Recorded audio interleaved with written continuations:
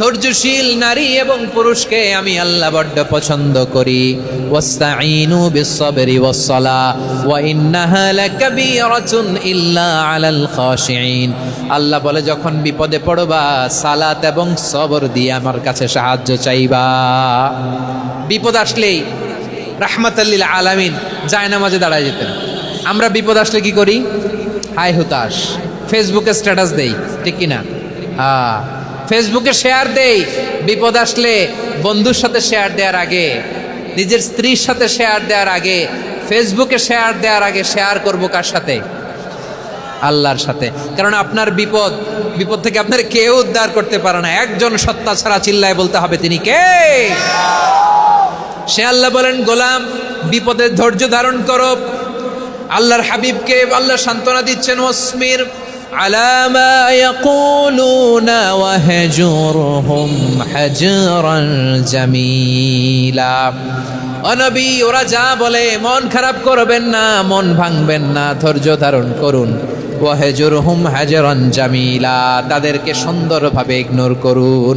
আমার নবীকে গালি দিত কবি বলে, গণক বলে, পাগল বলে, জাদুকর বলে, লেস কাটা বলে। আমার নবী নাকি লেস কাটা, নাউজুবিল্লাহ পড়বেন না।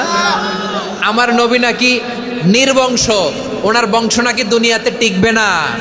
বলে মুহাম্মদ, তোমার কোনো ছেলে সন্তান বেঁচে নাই, তোমার বংশ নির্বংশ হবে। আল্লাহ বলে ইন্না শানিয়াকা হুয়াল আবতার। আমার নবীকে যারা বলেছে নির্বংশ, ওরাই আসলে নির্বংশ, ওরাই পিতৃ পরিচয়হীন জারদ সন্তান। চিল্লায় বলো ঠিক কিনা? রাফা'না লাকা যিকরাক। আল্লাহ বলেন, নবী আপনার সম্মান আমি বাড়িয়েছি। দুলোক ভোলোক ছাড়িয়ে, সাতাকাশ মাড়িয়ে আমার আরশ পর্যন্ত আপনার সম্মানকে বুলন্দ করেছি। যেখানেই আমার নাম নেওয়া হয় সেখানেই আমার নবীর নাম আছে নাই। এজন্য বিশ্বনবীরে তারা গালি দিত।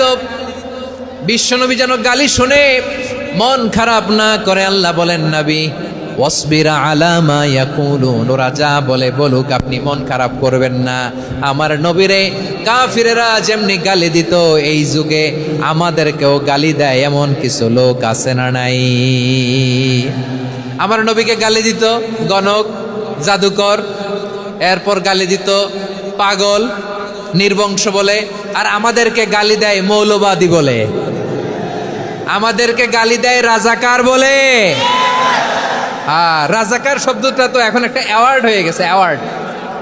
হ্যাঁ, রাজাকার রাজাকার গালি দেওয়ার দিন শেষ। কি দিন আসলো? সুবহানাল্লাহ কইবেন না? আল্লাহ তো আমাদের